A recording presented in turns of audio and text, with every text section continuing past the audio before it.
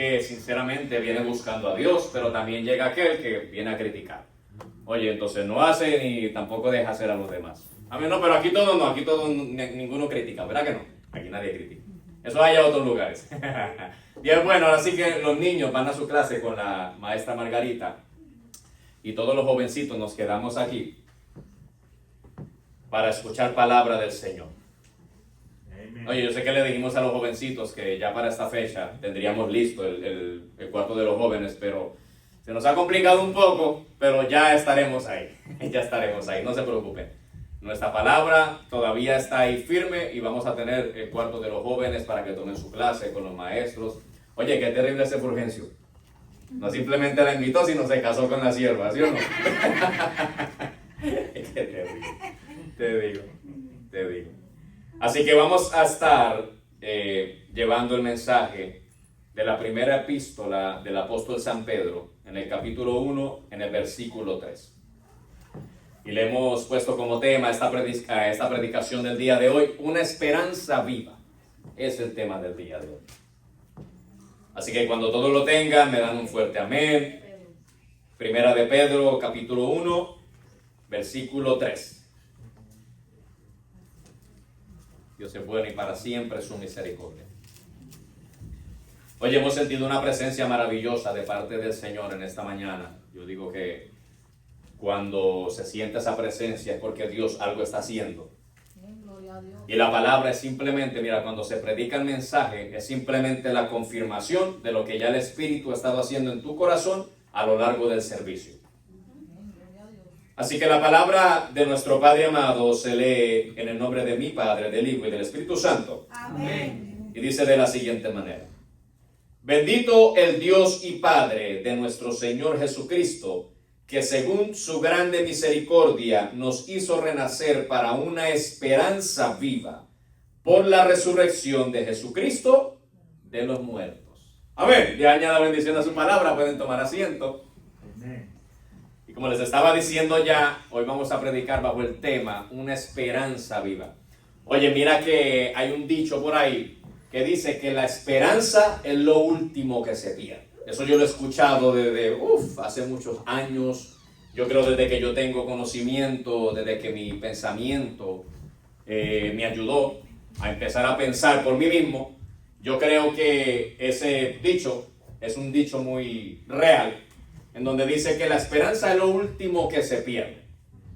Ahora, en esta escritura que acabamos de leer, según lo que el apóstol Pedro nos habla y nos testifica, es de que hay una esperanza viva, la cual está trazada por parte de Dios a través del sacrificio de Jesús y la resurrección de los muertos que se efectuó en aquel día maravilloso en donde Dios había preparado que esto iba a acontecer. Ahora, pero para poder ir desarrollando el mensaje, yo tengo que decirte que la esperanza es algo que va ligado con la fe. Sabemos que la Escritura dice que la fe es pues la fe, la certeza de lo que se espera y la convicción de lo que no se ve. Esto es lo que dice la fe y esto lo encontramos en la carta a los Hebreos, si mi mente no me falla. Pero está bien yo tener el conocimiento que diga la Escritura, sí, la Escritura me dice, es pues la fe, la certeza de lo que se espera, la esperanza de lo que se espera y la certeza de lo que no se ve. Está bien que yo sepa que eso está en la Escritura, pero ¿cómo yo puedo aplicar eso a mi vida? Oye, porque está bien, yo puedo tener el significado de lo que es la fe, y lo dice la Escritura, pero ¿de qué manera esto me puede ayudar a mí? Y yo creo que la manera más fácil que yo puedo tratar de desarrollar este mensaje de la fe es a través de lo que es la esperanza, porque la esperanza es algo que tú y yo conocemos. Oye, ¿cuántas veces nosotros tal vez hemos desmayado, hemos perdido nuestra fuerza, pero hay algo dentro de nosotros que nos da la esperanza de saber de que algún día nos podemos levantar? Oye, hay algo dentro de nuestra vida que aunque fallemos, tropecemos, que pequemos, que salgamos tal vez con actitudes, hay algo dentro de nosotros que nos puede llegar a pensar o nos puede llevar a tener el pensamiento de saber de que algún día yo puedo cambiar. Oye, porque mira, el apóstol Pablo dice en una de las cartas, cuando yo era niño, pensaba como niño, actuaba como niño y era un niño. Pero cuando ya yo crecí y yo fui hombre, dejé lo de niño y ahora me convertí en un hombre. Eso habla de la transición de la vida del ser humano. Mira, todos estamos sujetos a esa transición, sin importar la raza, sin importar el sexo, sin importar qué color de piel tú tienes, tú estás sujeto a la ley de la transición, quieras o no quieras. En algún momento tú tienes que dejar la dependencia de tus padres y tienes que volverte una persona independiente. Salvo mi bebé, que todavía, no te preocupes, yo te amo, mi bebé. Ángel David, mi bebé, es mi bebé. No, estoy recuperando los años perdidos. Juan Carlos tiene el bebé de Juan. Seguro, es mi bebé, seguro. ¿Y Cristian? ¿Dónde está Cristian? Él también es el bebé de Juan también. Oye, pero sabemos, mira, que aunque los amemos con nuestra vida, con nuestra alma y nuestro corazón, sabemos que llega un momento en donde tienen que hacer la transición de independencia, ¿cierto o no cierto? Ahora, a veces tal vez nosotros podemos empezar a culpabilizar a nuestros hijos porque no quieren buscar la independencia, pero si nosotros no les enseñamos la independencia, ¿cómo ese pobre muchacho se va a independizar? Oye, hay un buen dicho también que dice, y esto más que todo aplica para las damas, oye, que a veces no le quieren cortar el cordón umbilical a aquella criatura que nació en aquel momento y lo quieren tener como ese bebé para siempre. Amadas damas, ese bebé crece, ese bebé le sale barba, bigote, ese bebé empieza a sudar, ese bebé empieza a tener cambio de hormonas, tiene que pasar una transición. Y entonces, hay veces que nosotros no queremos permitir que hayan transiciones en nuestra vida. Oye, yo veo a personas así como mirándome como con incógnito, como diciendo, ¿y por qué está hablando de todo eso? Porque todo esto va ligado a nuestra vida espiritual también. Oye, nosotros no podemos tener nuestra dependencia tal vez al líder espiritual de la iglesia. Nosotros no podemos tener nuestra dependencia espiritual de un ser humano en esta tierra, porque el ser humano en esta tierra no nos va a poder dar la independencia espiritual que solo Dios nos puede dar. Oye, yo te puedo transmitir domingo tras domingo el mensaje de que hay un Dios sanador, pero si tú no tienes tu propia experiencia del Dios sanador, tú no vas a poder experimentar el Dios sanador. Oye, si yo no te digo a ti, o si tú vives únicamente porque yo te digo a ti que hay un Dios proveedor y tú te quedas únicamente con lo que escuchaste que yo te hablé y no te adentras en la profundidad de Dios para experimentar al Dios proveedor, no vas a poder experimentar el Dios proveedor. Ahora sigamos con lo de la esperanza. Oye, dentro de la historia bíblica nos encontramos una historia maravillosa de la cual Pablo nos habla en la carta a los Romanos, en el capítulo 4. Por allí unos versículos, yo creo que es como en el 10 y algo por ahí, pero yo sé que está en el capítulo 4 de la carta a los Romanos, en donde Dios nos habla a través del apóstol Pablo en cuanto a lo que es la esperanza. Oye, dice la escritura allí, que Pablo está hablando de la historia de Abraham. Y en el versículo 18, mira, me acordé, habla de que Abraham era un hombre que tuvo una batalla de esperanza contra esperanza. Oye, porque la esperanza de Abraham le dictaba a él dentro de su ser que ya su costumbre de hombre, según lo natural, había pasado del tiempo y ya él no podía procrear hijos, pero la esperanza que tenía Abraham no significaba que era la misma esperanza que era en Dios, porque la esperanza de Abraham como hombre tenía el pensamiento y la visión limitada a que él no podía lograrlo. Pero la esperanza que va según el Espíritu decía, aunque tú estés viejo, de tus lomos va a salir la descendencia tuya, de tus lomos saldrá la primogenitura de la salvación. Según la esperanza espiritual de Dios. Y Dios nos transmite el mensaje a través de Pablo diciéndonos hay una esperanza contra esperanza. Oye, nos trae el ejemplo de Abraham, pero olvídate Abraham, mira, deja a Abraham a un lado y ponte tú como persona, tu nombre ahí. La esperanza de Mirna contra Mirna. La esperanza de esperanza contra esperanza. El pensamiento de Mirna batallando diciéndole tú no puedes, pero la esperanza espiritual diciéndole dentro de ella tú sí puedes. La esperanza de Mirna diciéndole tú no le puedes servir a Dios, pero la esperanza de Dios diciéndole tú sí me puedes servir. La esperanza de Mirna diciéndole tú no tienes valor delante de la presencia de Dios, pero la esperanza de Dios diciéndole tú tienes valor delante de mi presencia. Y es ahí donde nuestra esperanza toma un papel importante. Porque cuando no morimos a nuestro ser, es imposible sujetarnos a la esperanza de Dios. Porque cuando yo vivo según mi ser, yo vivo según la carne y mi pensamiento. Pero cuando yo muero a mi pensamiento y yo muero a toda mi naturaleza, automáticamente me adentro en la esperanza espiritual de Dios. Esa esperanza que me dice, John, tú no vas a seguir siendo el mismo, tú vas a ser una persona diferente. John, ya tú vas a cambiar de vida. Ahora tú tienes una vida transformada y renovada según la esperanza en Dios. Porque eso es lo que dice la Escritura. Abraham peleó en esperanza contra esperanza. Oye, te estaba diciendo, según el concepto de Abraham, ya él no podía tener aquel hijo. Pero Abraham sabía que había una promesa de parte de Dios, en donde le decía, según la palabra de Dios, le decía, en tu simiente serán benditas todas las naciones de la tierra. Y para que hubiera simiente de Abraham, tenía que haber nacimiento de un hijo. Pero nos encontramos también algo en lo escritural, que según la esperanza pactada de Dios, había un momento específico, había un momento señalado y preparado según la voluntad de Dios, el cual nadie debía quebrantar. Pero según la esperanza de Abraham y la esperanza de su familia, según la esperanza de Sara, decía, oye, yo tengo que ayudar a Dios porque Dios se tardó en su promesa.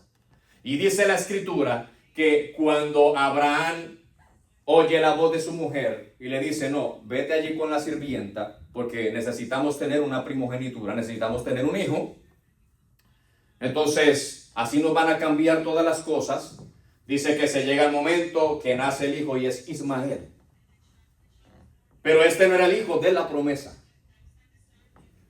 Porque si hubiese sido el hijo de la promesa Ismael, no se podría cumplir la palabra de Dios. Porque Dios no necesita que nadie le ayude. Y Dios no lo hace conforme a la naturaleza y pensamiento del hombre, porque entonces no sería Dios, sino sería el hombre.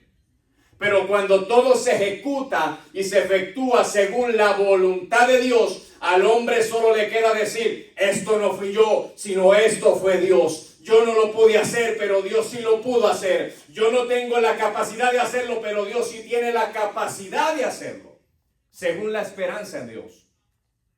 Entonces es de allí donde dice la Escritura que según el cumplimiento de esta promesa y la esperanza apresurada que tuvo esta gente de decir vamos a ayudar a Dios, es que se levantan los enemigos más grandes de Israel. Oye, toda esa aquella gente que es descendencia de Ismael, porque literalmente ellos son los que persiguen al pueblo de Dios. Oye, pero el que haya persecución de parte de esta gente no significa que la voluntad de Dios se va a detener. Oye, que aunque haya la opresión no significa que la voluntad de Dios vaya a dejar de ejecutarse, porque cuando Dios habla no hay quien pueda detener. Cuando Dios dice que algo va a acontecer, no hay quien pueda detener la mano de Dios. Cuando Dios dice yo voy a bendecir a mi hijo y a mi hija, no hay quien pueda detener la bendición de parte de Dios.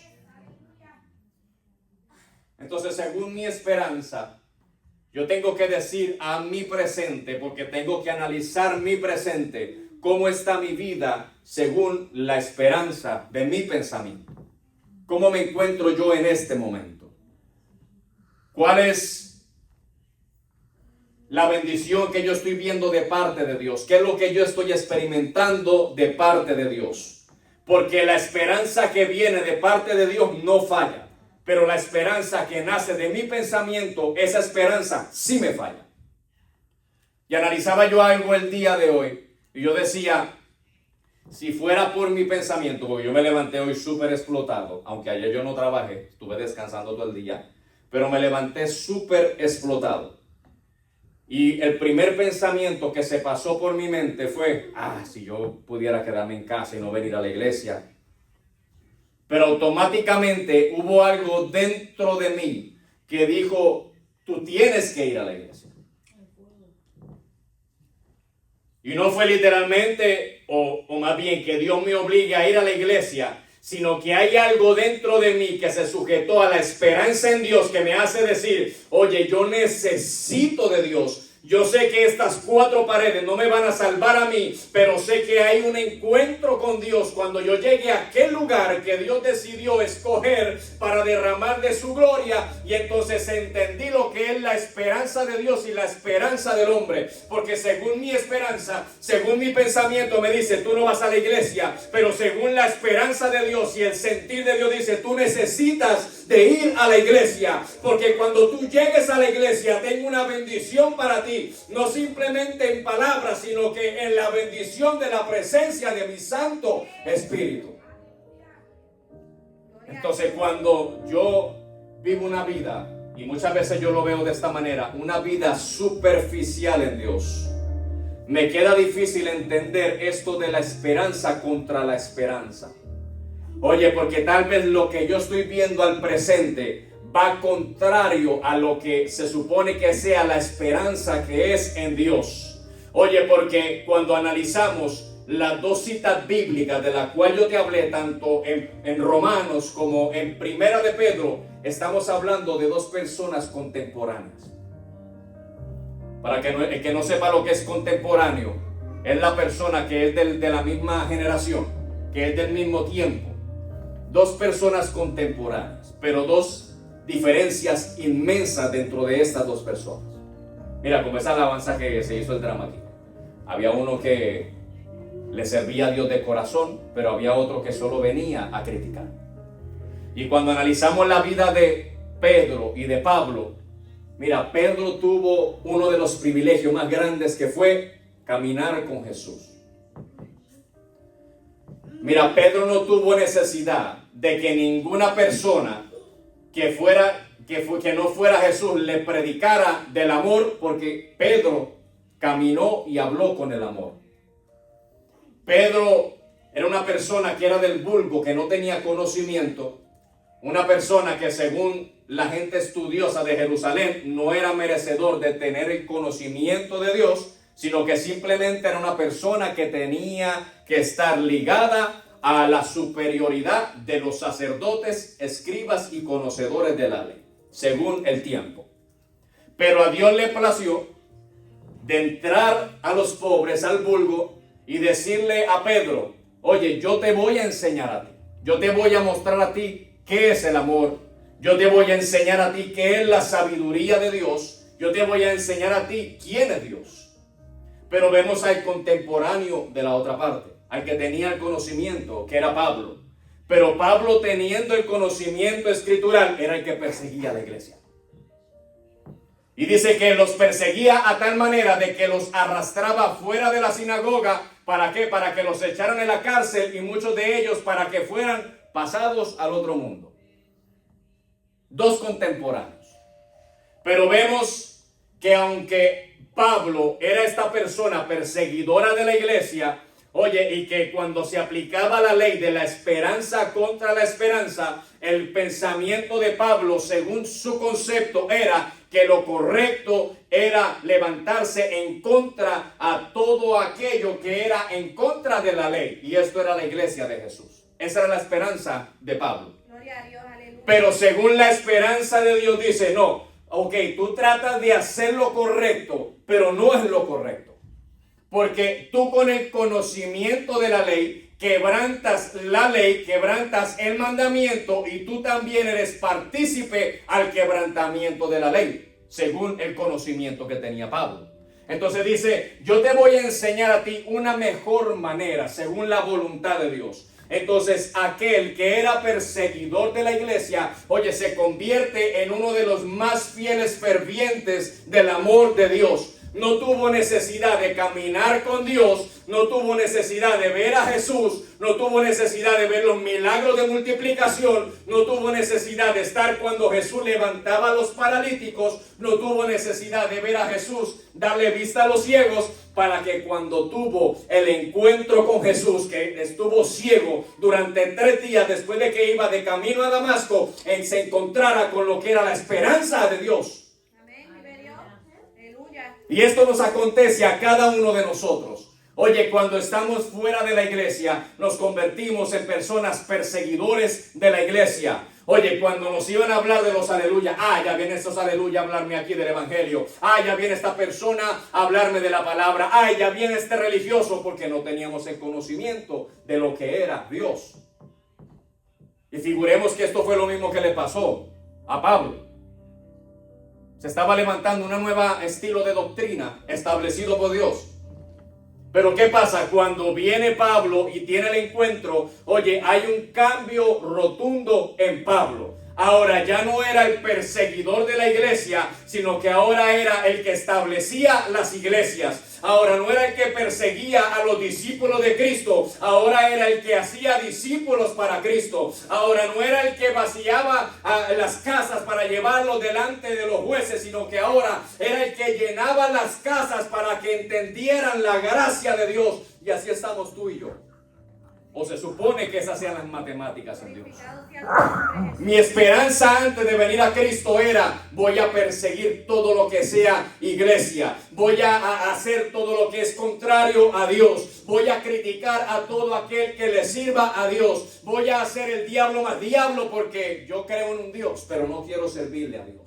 Pero cuando venimos a la iglesia, mi esperanza tiene que morir y la esperanza de Dios tiene que tomar vida en mí. Ahora, la esperanza de Dios, cuando toma vida en mí, me convierte en un Pablo, cualquiera que sea la generación en la que yo esté viviendo, sea joven, sea viejo, sea niño, sea lo que sea. Cuando la esperanza en Dios arropa mi vida, me convierto en un ferviente amante de Dios, en un amante de la iglesia de Dios. ¿Por qué? Porque mi esperanza, según mi sentimiento, me decía: tú eres una porquería y tú no sirves para nada. Tú estás sujeto a la muerte y estás sujeto al pecado. Pero la esperanza que nació en mí cuando recibí a Jesús en mi corazón me dice a mí: ya tú no eres una porquería, ahora tú eres hijo de Dios. Antes tal vez tú pensabas que tú no podías hacer nada, pues ahora en Dios tú puedes hacer todas las cosas. La esperanza que es en Dios te dice: tú puedes ser la diferencia. La esperanza que es en Dios te dice: tú puedes ser el cambio. La esperanza que es en Dios te dice: tú puedes amar a Dios. Según la esperanza en Dios. Es por eso que Pedro dice allí, porque ya te hablé de Pablo, pero Pedro dice, mira, en su ignorancia, porque él caminó en ignorancia mucho tiempo. Pescador de hombre, era el título. Bueno, pescador, no de hombre, sino pescador de allí, de pececito. Era el título de Pedro.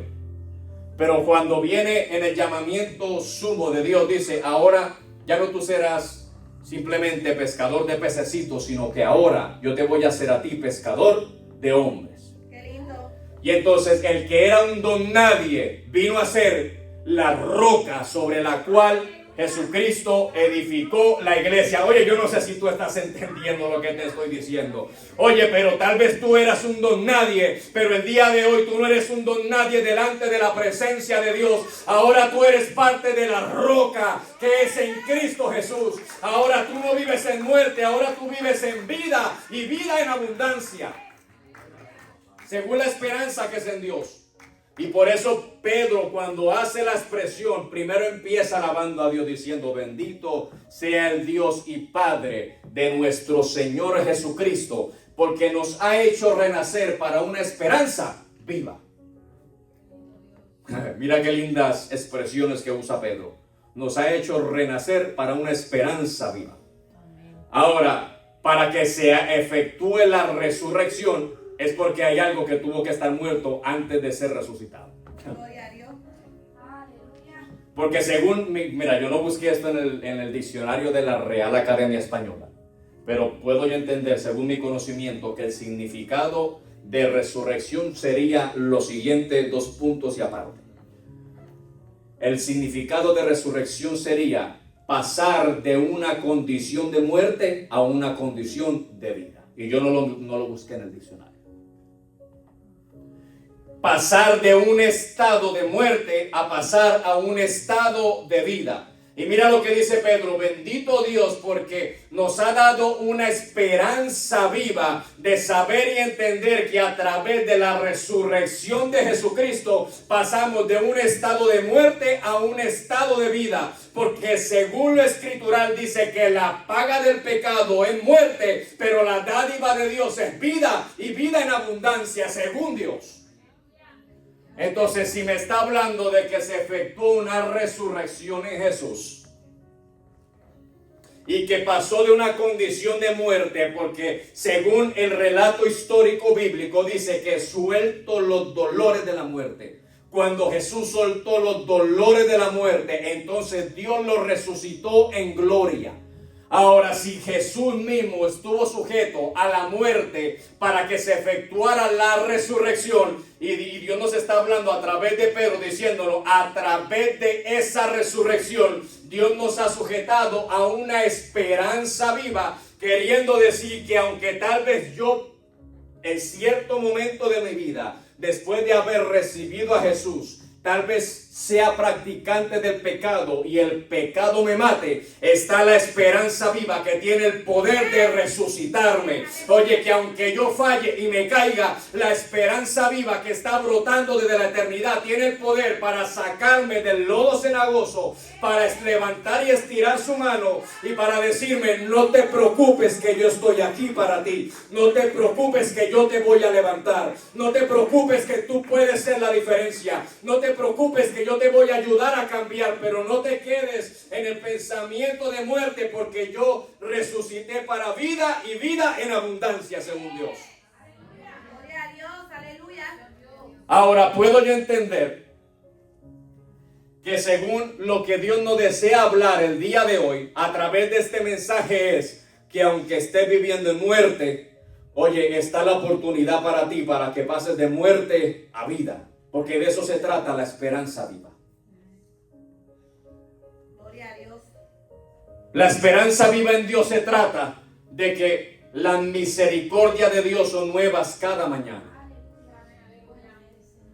La esperanza viva en Dios se trata de que aunque yo sepa que tengo una condición delante de la presencia de Dios, aunque tenga yo esa condición sobrepasa los límites de la tierra y de mi pensamiento y llegan delante del trono de Dios. Y cuando llegan delante del trono de Dios, Dios no ve mi condición ni mi pecado, sino que Dios ve la sangre de su Hijo amado Jesús. Cuando lavó mi pecado, cuando lavó mi falla, cuando lavó mi error, cuando lavó todo aquello que me obstaculizaba a llegar a la presencia de Dios. Es por eso que Jesús dijo: yo estaré con vosotros todos los días hasta el fin. Y Pablo dice: aquel que empezó la buena obra en vosotros, la completará hasta el día de Jesucristo. Aleluya. Y a veces eso es más profundo de lo que nosotros pensamos. Hay alguien en la puerta. A veces eso es más profundo de lo que nosotros pensamos, porque literalmente cuando se habla de que Jesús va a completar esa obra en el día de Jesucristo, o Dios la va a completar en el día de Jesucristo, significa que Dios ya sabía que en el transcurso desde el día 1, cuando yo recibo a Jesús, hasta el día 0 que marca mi ida con Dios, yo le voy a fallar a Dios. Y perdónenme que lo diga de esta manera, pero la iglesia no está llena de gente perfecta. Todos estamos sujetos a la ley de la falla. Todos, incluyéndome a mí. Todos estamos sujetos a la ley de que vamos a pecar. Todos estamos sujetos a esa ley. Y Pablo nos lo transmite de una manera maravillosa. Y perdónenme que estoy usando tanta cita bíblica, pero es según lo que el Espíritu me está dando. Porque tenemos que tener el conocimiento y entender cada uno de nosotros de que es imposible para nosotros vivir una vida perfecta aunque estemos en la iglesia de Jesús. Te tengo que decir, la iglesia de Jesús es fundamentada en la perfección, pero que aunque esté fundamentada en la imperfección, los que son miembros de la iglesia perfecta de Jesús son personas que viven en imperfección. Oye, eso suena como un trabalenguas. Entonces, ¿qué me queda a mí como ley de vida? Yo no te estoy hablando de la ley de los mandamientos, te estoy hablando de la ley de vida. ¿Qué me queda a mí de la ley de vida? Que la esperanza es lo último que se pierde. Que yo no puedo vivir en esclavitud cuando ya Dios me ha dado la vida y vida en abundancia. Que yo no puedo vivir encadenado cuando ya Dios pagó el precio de mi esclavitud en la cruz del Calvario. Eso me queda a mí como ley de vida. Entonces, cuando yo no entiendo esto de la vida en Dios, me desanimo en cualquier momento porque se me hace imposible sujetarme a la voluntad de Dios. Pero cuando yo en mi condición reconozco que se me hace imposible sujetarme a mí a la voluntad de Dios, delante de la presencia de Dios me convierto en una persona débil. Y cuando me convierto en la persona débil, dijo el apóstol Pablo en aquella declaración maravillosa, cuando yo soy débil, entonces es que yo soy fuerte. Porque cuando yo estoy débil, el poder de Dios se perfecciona en mi debilidad. Gracias, Señor. Entonces, ¿qué significa esto, iglesia? Que yo estoy lejos de ser perfecto. Y que yo tengo que olvidarme de que Dios, al que me está viendo es a mí. Porque si Dios me ve a mí, me manda de una vez para abajo, para el infierno. Dios está viendo a Jesús en mí. Amén. Que cuando Dios te permite a ti la oportunidad de llegar a la iglesia, te lo permite para que tú tengas ese mínimo encuentro, para que como el granito de mostaza, oye, que es la semilla más pequeña dentro de todas las hortalizas, cuando después de que crece se convierte en uno de los árboles más grandes, asimismo sea tu esperanza y fe en Dios. Porque cuando tú vienes a la iglesia en la condición de pecador y tienes el encuentro con Dios y recibes a Jesús en tu corazón, entonces Dios, y tú aceptas a Jesús, entonces Dios ya deja de verte a ti y empieza a ver a Jesús. Empieza a ver el padecimiento de Jesús en la cruz. Empieza a ver esas lágrimas de Jesús en la cruz. Empieza a ver esa última gota derramada de sangre de Jesús en la cruz. Y empieza a escuchar Dios allí en el trono cuando Jesús dijo, Padre, consumado es, el sacrificio se completó. Padre, en tus manos encomiendo mi espíritu, diciéndole, ahora ya yo hice lo que tenía que hacer. Ahora la iglesia te corresponde a ti, papá. Ahora yo mismo no juzgo la iglesia, y yo sé que tú tampoco juzgas la iglesia, porque si me enviaste a mí para morir por ellos en la cruz del Calvario, es porque aún desde la eternidad ya tú amabas a cada persona que va a ser parte de la iglesia.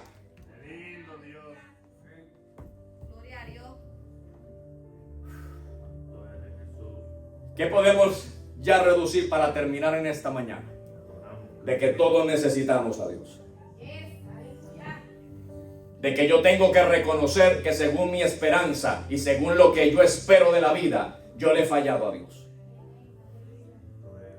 Porque según mi esperanza y según mi pensamiento, en el pensamiento erróneo que a veces yo tengo, yo puedo decir, no, yo ya estuviera pastoreando una iglesia, según mi esperanza y el conocimiento que yo tenga.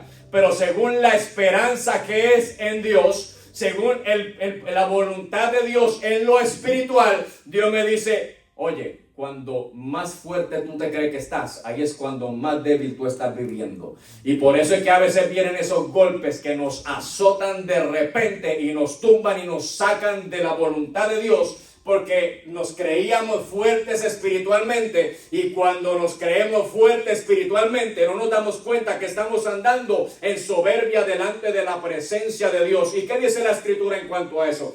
Que a los humildes Dios los exalta, pero al soberbio Dios lo mira de lejos. Dios no quiere que tú creas que tú puedes por tu propia fuerza, sino que Dios quiere que tú creas y que tengas en tu corazón que día tras día tú lo necesitas a Él. Que cada vez que tú le falles a Dios, tú sepas a dónde acercarte y es al trono de la gracia. Que cada vez que tú pecas en contra de Dios, tú reconozcas que necesitas de Dios. Que Dios quiere que tú reconozcas que tú estás lejos de vivir una vida perfecta y que la perfección únicamente la encuentras en Dios. Vamos a estar de pie.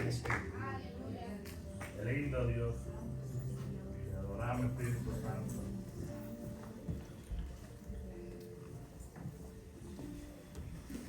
Gloria a Dios. Bendito el Dios y Padre de nuestro Señor Jesucristo, Gracias. que según su grande misericordia nos hizo renacer para una esperanza viva por la resurrección de Jesucristo de los muertos. Santo eres mi Dios. Poderoso. Ahora puedo yo entender que en este día habemos personas aquí que hemos muerto a esa esperanza viva. Dejamos de creer. Y que empecé yo hablando el mensaje diciendo que la esperanza, según el buen dicho de los hombres, es que la esperanza es lo último que se pierde. ¿Y qué te quiero decir yo en esta hora de parte del Señor? Que mientras que tú todavía tienes vida, todavía tienes oportunidad, todavía hay oportunidad para ti. Tú todavía puedes cambiar, tú todavía puedes servirle a Dios. Tú todavía puedes experimentar el amor de Dios. Tú todavía puedes conocer a Dios. Tú todavía puedes empezar a creerle a Dios. Tú todavía puedes empezar a vivir de una manera diferente en Dios, porque de eso se trata esa esperanza viva. Así que cerrados nuestros ojos, vamos a permitir que el Espíritu ministre nuestras vidas y nuestros corazones y que lleguemos a reconocer que necesitamos de Dios.